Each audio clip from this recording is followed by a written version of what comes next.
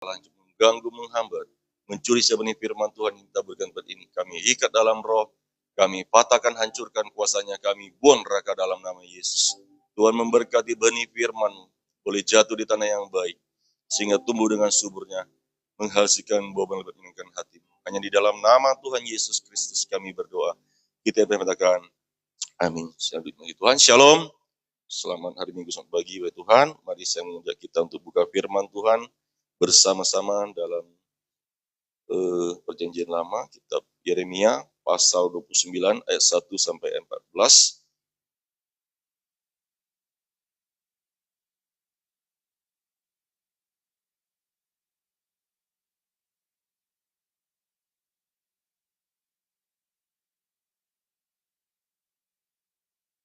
Yeremia pasal 29 ayat 1 sampai ayat yang ke-14.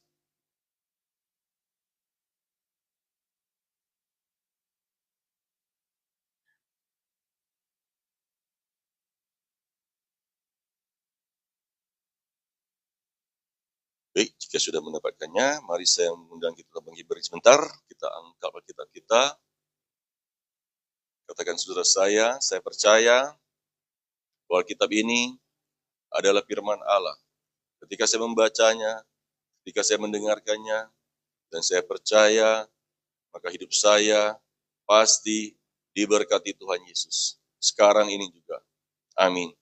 Dan kembali jemaat Tuhan, kita akan membaca berganti-gantian. Saya akan membaca ayat 1 ayat ganjil, dan Bapak Ibu saudara Tuhan membaca ayat 2 dan seterusnya sampai ayat 14. Saya akan membaca lebih dahulu. Surat kiriman kepada orang-orang buangan di Babel. Beginilah bunyi surat yang dikirim oleh Nabi Yeremia dari Yerusalem kepada tua-tua di antara orang buangan, kepada imam-imam, kepada nabi-nabi, dan kepada seluruh rakyat yang telah diangkut ke dalam pembuangan oleh Nebukadnezar, raja dari Yerusalem ke Babel.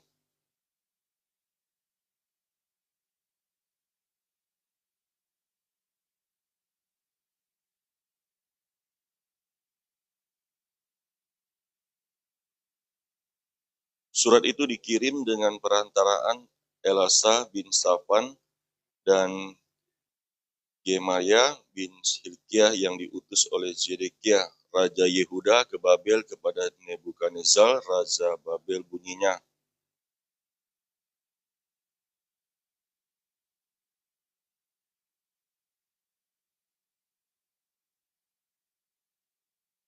dirikanlah rumah untuk kamu diami, buatlah kebun untuk kamu nikmati hasilnya.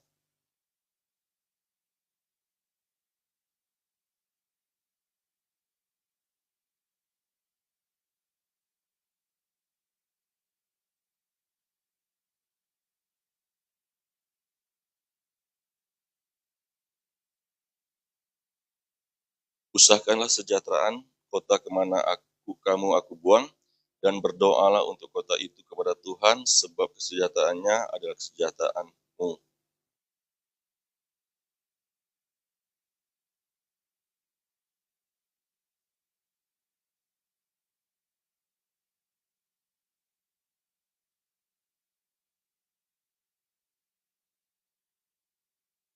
Sebab mereka bernubuat palsu kepadamu demi namaku. Aku tidak mengutus mereka, demikianlah firman Tuhan.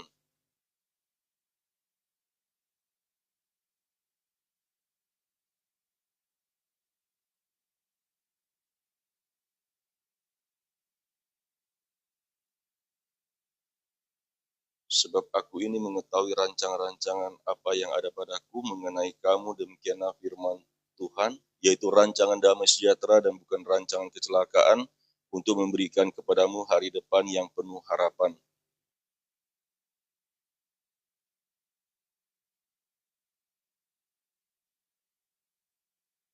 Apabila kamu mencari aku, kamu akan menemukan aku. Apabila kamu menanyakan aku dengan segenap hati.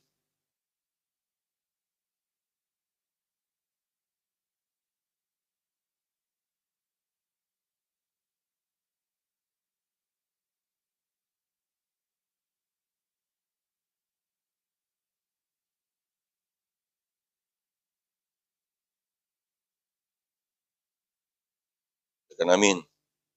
Sama Tuhan, pada pagi hari ini, tema kita masa depan yang penuh harapan. Ya, kita melihat, kita membaca firman Tuhan ini yang dalam Yeremia 29 ayat 1-14 ini, ya, ini adalah umat Tuhan dalam pembuangan.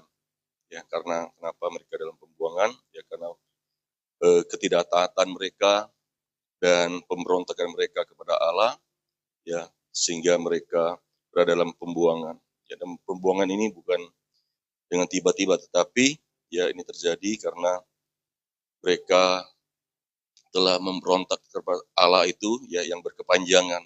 Berkali-kali Tuhan telah memakai Nabi Yeremia untuk memperingati mereka, tetapi mereka tetap saja, ya, tidak taat kepada Allah dan mereka menyembah Allah lain. Tadi ketika saya merenungkan firman Tuhan, ya, saya mendapati dalam Yeremia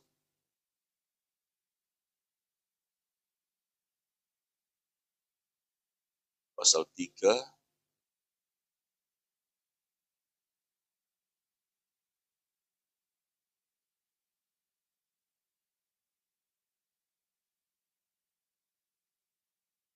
ayat 9. Dengan sundalnya yang sembrono itu, maka ia mencemarkan negeri dan berzinah dengan menyembah batu dan kayu. Ya.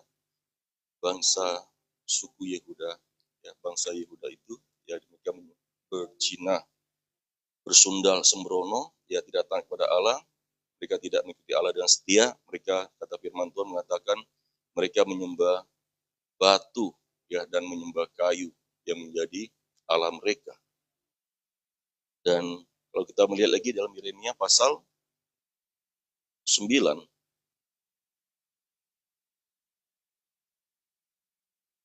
Yeremia pasal 9 ayat 28, saya akan membaca untuk kita semuanya. Beginilah firman Tuhan, janganlah orang bijaksana bermegah karena kebijaksanaannya, janganlah orang kuat bermegah karena kekuatannya, janganlah orang kaya bermegah karena kekayaannya, tetapi siapa yang mau bermegah, baiklah di sini.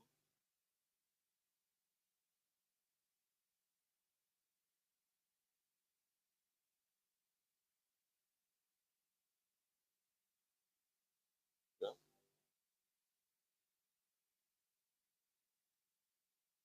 Ayat 24.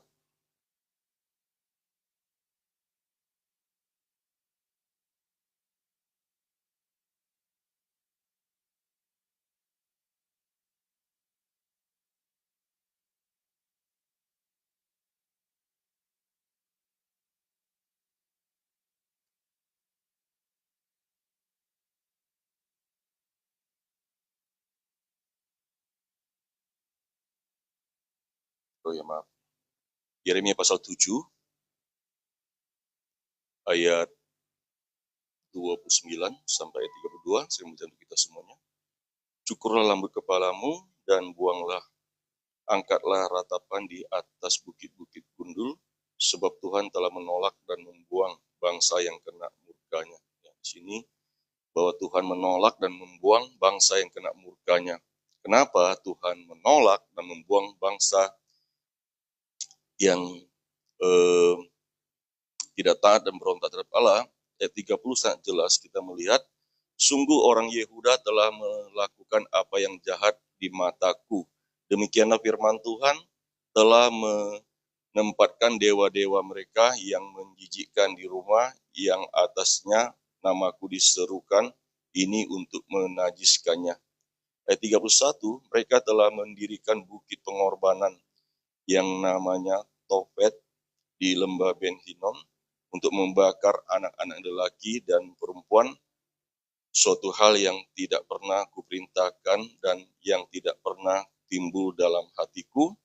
Ya, di sini kita melihat mereka menyembah, yaitu dewa yang bernama Tofel di lembah Ben Hinnom untuk membakar apa? Membakar anaknya lelaki dan perempuan.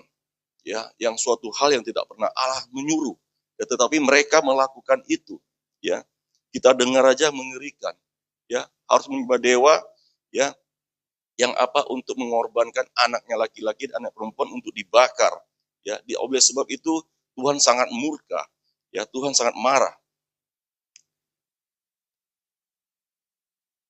Menempatkan dewa-dewa mereka yang menjijikkan di rumah yang atasnya namaku diserukan ini untuk menajiskannya, ya. Yaitu tadi anak laki-laki dan perempuan, suatu hal yang tidak pernah kuperintahkan dan tidak pernah timbul dalam hatiku, ya, tidak pernah Tuhan rencanakan semuanya ini. Sebab itu sesungguhnya waktunya akan datang, demikianlah firman Tuhan, bahwa orang tidak akan mengatakan lagi Tofel dan lembah Hinom, melainkan lembah pembunuhan.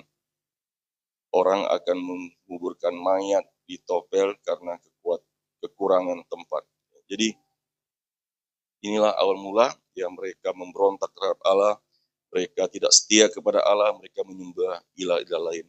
Mereka mengorbankan anaknya laki-laki dan perempuan demi, ya, dewa-dewa yang menjijikkan.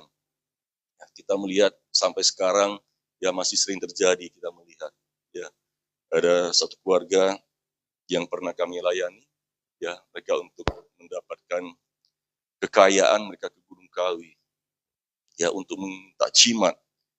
Dan mereka bawa jimat itu tanam di rumahnya. Tanam di rumahnya, ya, di bawah keramik itu dibolongin, ya, ditanam jimat itu di dalam rumah. Apa yang terjadi? Ya, kalau kita minta kekayaan daripada yang tidak berasal dari Allah, daripada kuasa-kuasa gelapan atau daripada roh-roh dukun itu, ya, itu ada tumbalnya. Apa yang terjadi? Ya, dalam 1 tahun suaminya meninggal, anaknya 2 masih muda, paling 30 tahun lebih, meninggal dalam 1 tahun. Ya, kehilangan 3 orang. Kehilangan suami, kehilangan anak.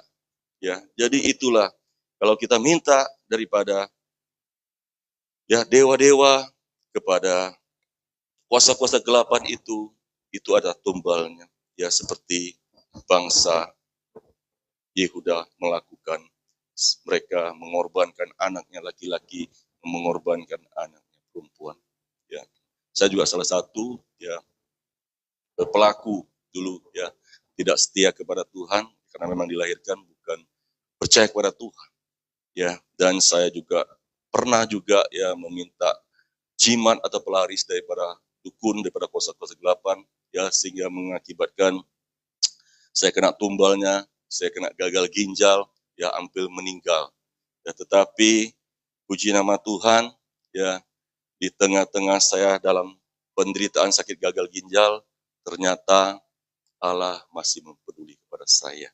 Ya, di tengah-tengah penderitaan sakit penyakit, Allah ingat kepada saya sehingga Dia mengutus hambanya untuk memanggil saya, untuk memulihkan saya, untuk mendoakan saya. Puji nama Tuhan, hari ini saya boleh sembuh.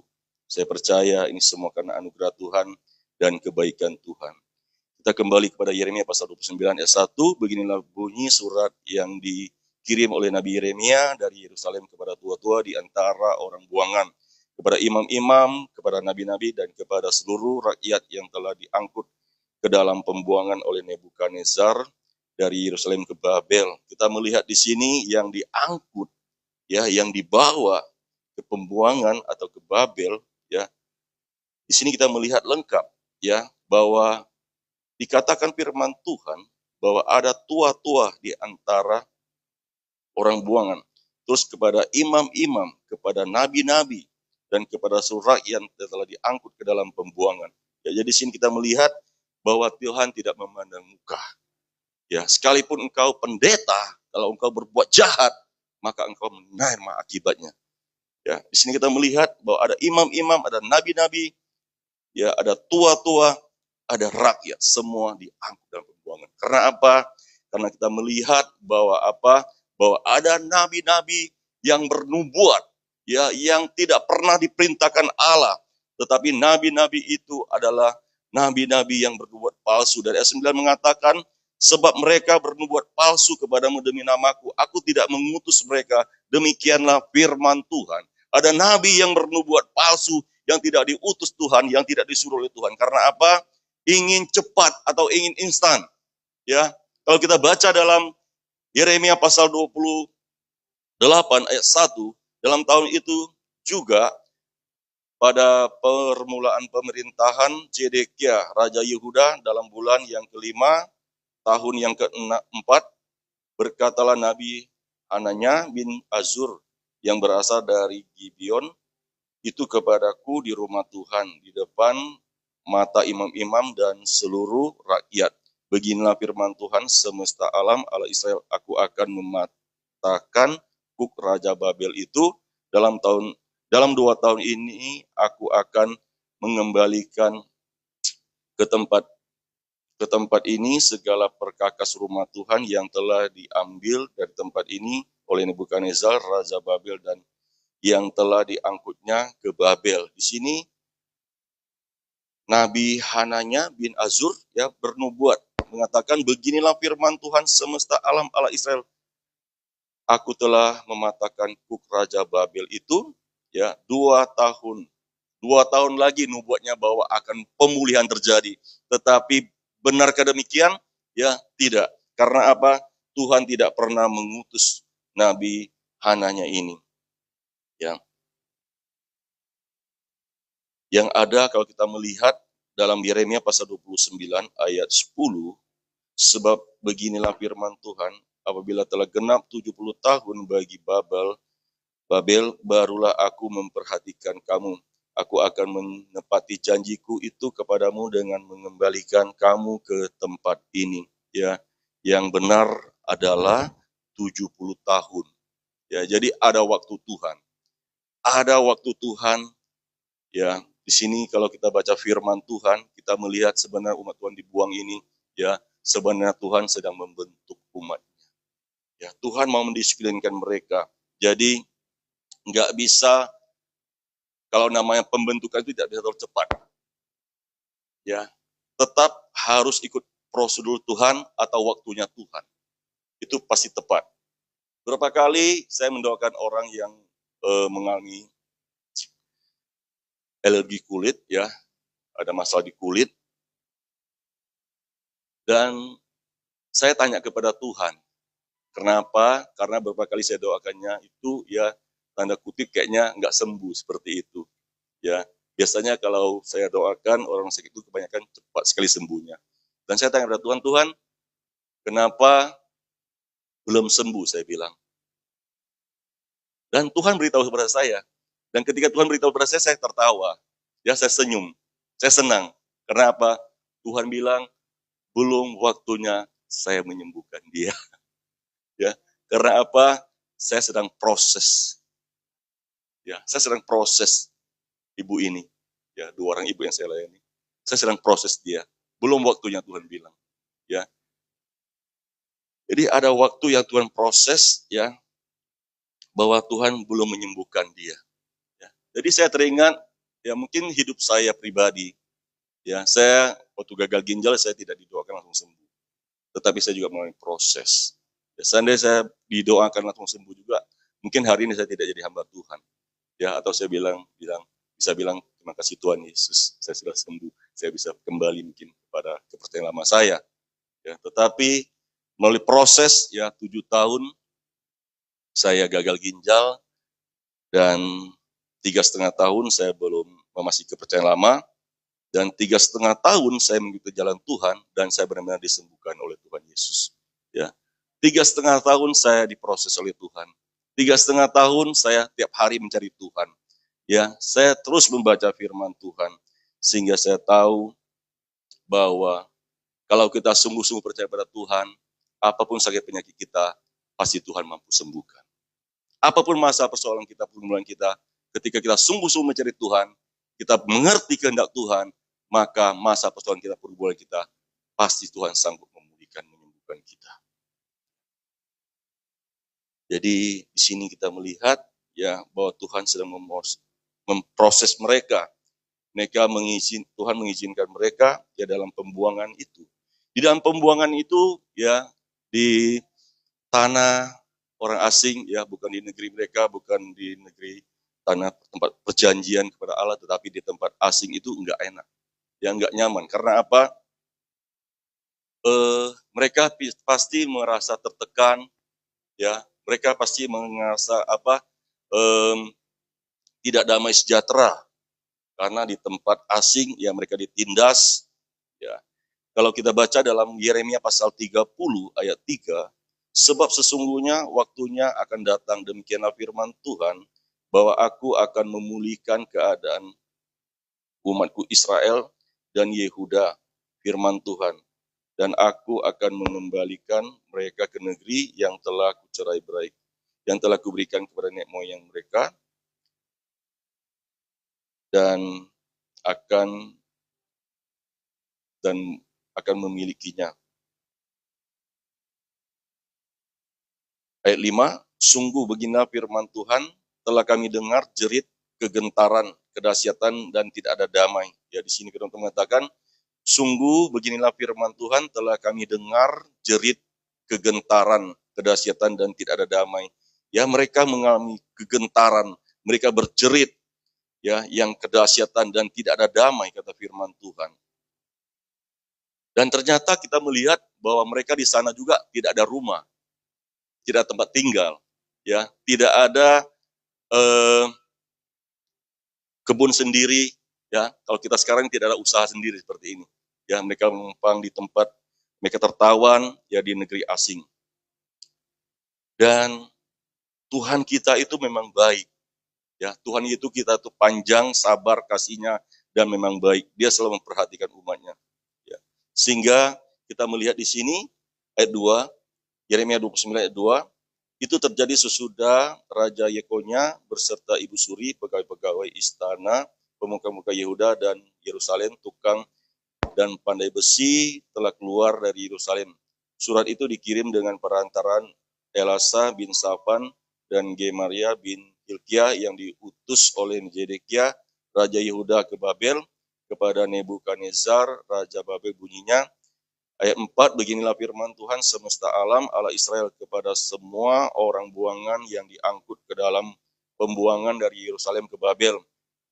Dirikanlah rumah untuk kamu diami, buatlah kebun untuk kamu nikmati hasilnya. Ya.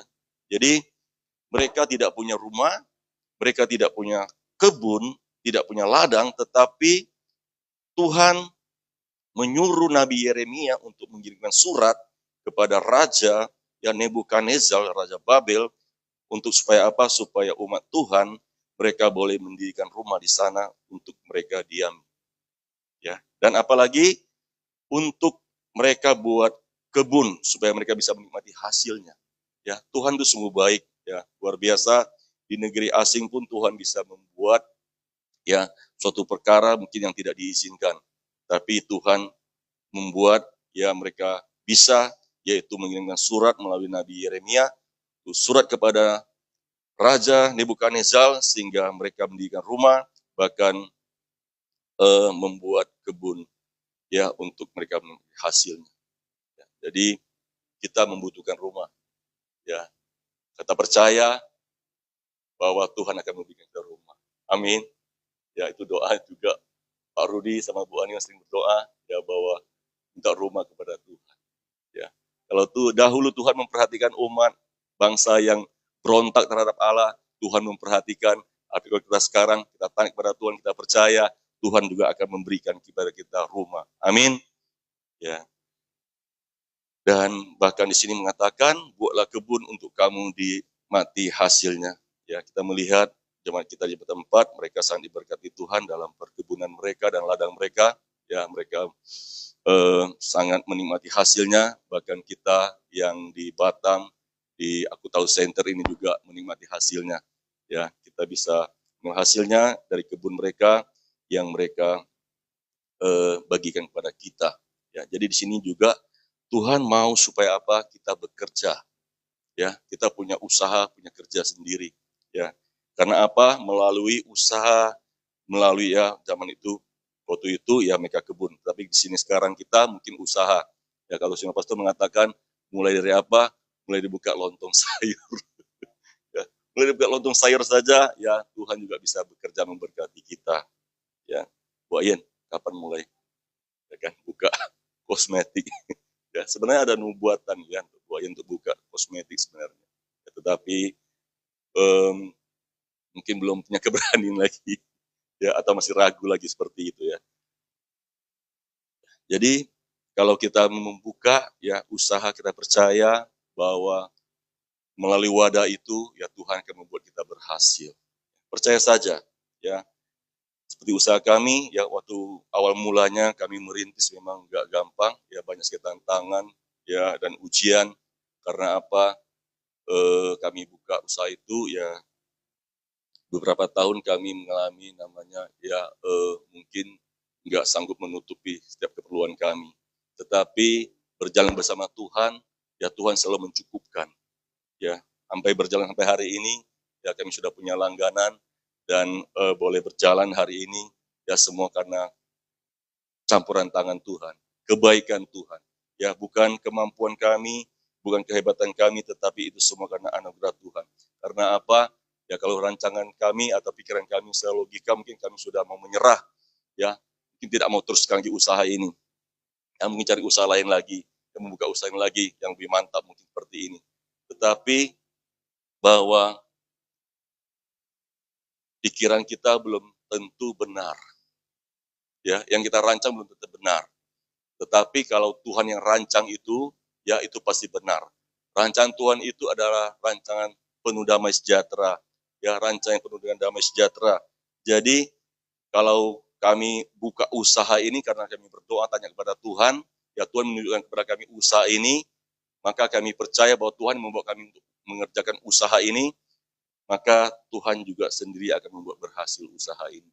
Ya, jadi kalau Tuhan sudah menyuruh kita ya untuk membuka suatu usaha, maka kalau kita memulainya atau merintisnya dengan susah payah, percaya tetap bertahan bahwa apa? Bahwa kita akan melihat buahnya, melihat hasilnya. Ya, bahwa Tuhan kalau menyuruh kita, Tuhan tidak pernah salah, Tuhan tidak pernah keliru. Ya, Tuhan akan membuat kita berhasil. Ya, percaya saja. Sebab apa? Dalam Yeremia 29 ayat 10, sebab beginilah firman Tuhan apabila, ayat 11, sebab aku ini mengetahui rancangan-rancangan apa yang ada padaku mengenai kamu, demikianlah firman Tuhan, yaitu rancangan damai sejahtera dan bukan rancangan kecelakaan untuk memberikan kepadamu hari depan yang penuh harapan. Ya, jadi rancangan Tuhan itu ya selalu yang terbaik. Ya, jadi kalau kita terkadang disuruh Tuhan itu kita sebenarnya rasanya agak menolak, ya roh penolakan itu, atau kita memberontak terhadap panggilan Tuhan mungkin, ya terhadap perintah Tuhan mungkin, ya seperti itu. Ya. Jadi Tuhan selalu punya rencana yang baik. Jadi percaya saja,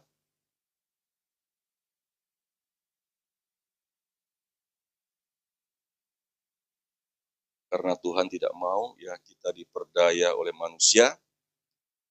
Dalam ayat 8, sungguh beginilah firman Tuhan semesta alam, Allah Israel, janganlah kamu diperdayakan oleh nabi-nabimu yang ada di tengah-tengahmu dan oleh juru-juru tenungmu, dan janganlah kamu didengarkan mimpi-mimpi yang mereka mimpikan. Ya, jadi mereka diperdayakan oleh nabi-nabi yang bernubuat palsu, ya, dan juga oleh juru-juru tenung.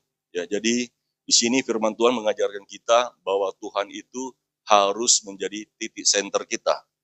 Ya, kalau saya mengatakan bahwa Tuhan itu harus menjadi kompas, ya, untuk memimpin, memadu kita berjalan. Ya, tanpa Tuhan atau tanpa kita utamakan Tuhan dalam menjadi titik center kita, maka kita bisa tersesat. Ya, mungkin kalau di laut, kalau di hutan, orang membutuhkan kompas. Ya, kalau tidak ada kompas, bisa tersesat. Ya, jadi begitu juga hidup kita, tanpa firman Tuhan, kita bisa tersesat. Ya, tanpa firman Tuhan, maka kita bisa jalan tidak sesuai dengan kehendak Tuhan. Ya, seperti kami sama Bu Emi, waktu kami ke rumah duka waktu itu, ya kami menggunakan Google Map. Ya, Google Map itu mengatakan, katanya 500, berapa ratus? 500 ya.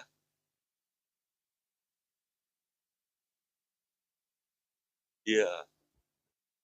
Ya udah depan, udah mentok rumah orang katanya, terus maju lurus kata ke depan 200 meter ke depan katanya. Dan depan itu bukan jalan. Ya, bayangin, ya seandainya saya bodoh mendengarkan gumet itu kan, saya tancap gas, apa yang terjadi? Rubuh rumah orang, ya, rumah orang kita tabrak, ya. Untung saja saya cerdas sedikit ya kan. Oh, ini rumah orang, memang ini lurus 200 meter lagi, wah rubuh rumah orang, ya kan. Dan semua penumpang ibu-ibu yang mobil itu semua marah, ya semua marah dengan gumet itu ya. Kadang-kadang kita bisa ya dibawa gumet itu kepada jalan yang sesat ya, atau membawa kita kepada jalan curang ya. Begitu juga ya, kita hati-hati ya, ada nabi-nabi yang arahannya itu bukan kehendak Tuhan ya. Jadi kita harus apa, jadikan Tuhan titik center kita, banyak baca firman Tuhan ya, banyak hidup bergaul dengan Tuhan, sehingga kita tahu kehendak Tuhan, rencana Tuhan. Ya, sehingga kita tahu bahwa apakah perkataan Nabi ini, ya, atau hamba Tuhan ini daripada Tuhan atau enggak. Ya, harus Tuhan jadi titik center kita. Maka kita percaya kalau Tuhan jadi titik center kita, maka jalan hidup kita adalah jalan yang penuh dengan damai sejahtera, bukan kecelakaan. Amin. Kita percaya Tuhan membawa kita kepada jalan yang penuh pengharapan. Ya, biarpun sekalipun kita percaya kita dalam, mungkin dalam tengah seperti dalam pembuangan, atau dalam ujian pencobaan, tetapi percayalah bahwa di dalam tangan Tuhan kita akan diberkati.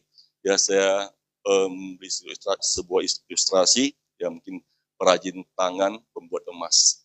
Ya, mereka tidak mendapatkan emas murni langsung. Tetapi gimana, ya kan mereka mungkin ambil dalam pasir atau di bebatuan, mereka ambil emas itu, dan apa yang mereka lakukan, mereka campak ke dalam ya tempat wadah, mungkin tempat yang untuk supaya apa, emas itu dibakar. Emas itu diproses, dibakar, terus bakar sampai apa, sampai kotoran yaitu terpisah dari emas itu ya, sehingga apa, kemudian kemudian dalam proses itu maka perajin membuat emas itu akan mendapat emas yang murni. Ya, begitu juga hidup kita sekarang, mungkin kita diizinkan Tuhan dalam masalah tantangan apapun yang kita alami. Percayalah, Tuhan sedang memurnikan hidup kita. Tuhan sedang memurnikan hati dan pikiran kita, sehingga apa? Sehingga kita akan timbul seperti emas. Ya, ketika Tuhan uji kita, maka kita timbul seperti emas yang murni, yang hidup berkenan kepada Tuhan.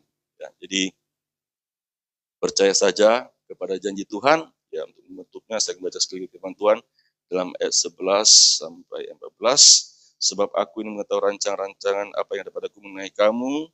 Demikianlah firman Tuhan, yaitu rancangan damai sejahtera dan bukan rancangan kecelakaan, untuk memberikan kepadamu hari depan yang penuh harapan. Bahwa Tuhan memberikan kepada kita harapan yang penuh, ya, bukan harapan yang kosong, tetapi Tuhan memberikan kepada kita harapan yang penuh. Dan apabila kamu berseru dan datang untuk berdoa kepadaku, maka aku akan mendengarkan kamu.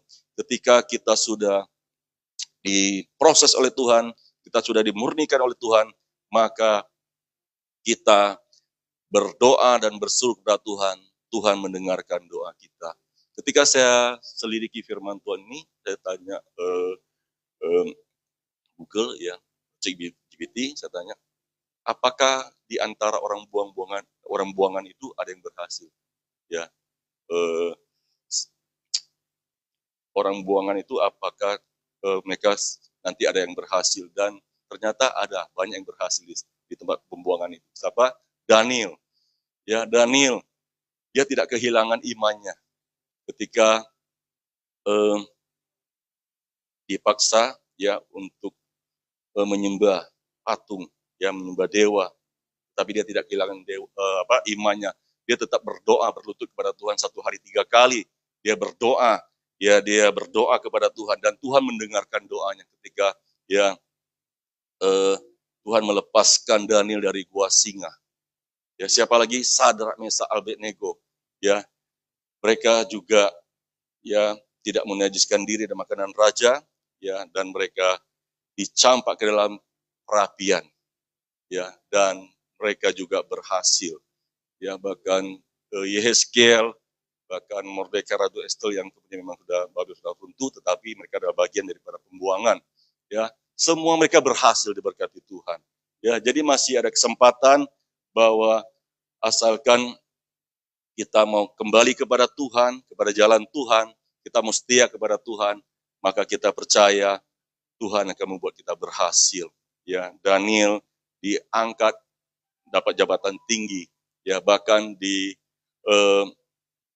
Persia itu ya orang hormati Allah Israel. Ya, jadi semuanya ini kita percaya bahwa Tuhan akan memberkati kita. Yang penting kita tetap setia mengikuti Tuhan ya dalam prosesnya, dalam kehendaknya.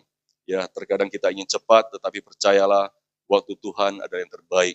Ya, mungkin kita tidak doa supaya Tuhan memberikan kita 70 tahun. Ya, kita mungkin tidak doa seperti itu, tapi kita percaya ada waktu Tuhan. Ya, waktu Tuhan bukan waktu kita, tapi waktu Tuhan adalah waktu yang terbaik. Amin. Amin tuh firman Tuhan. Saya minta WL sehingga untuk maju ke depan. Kita nyanyikan waktu Tuhan. Waktu Tuhan pasti yang terbaik.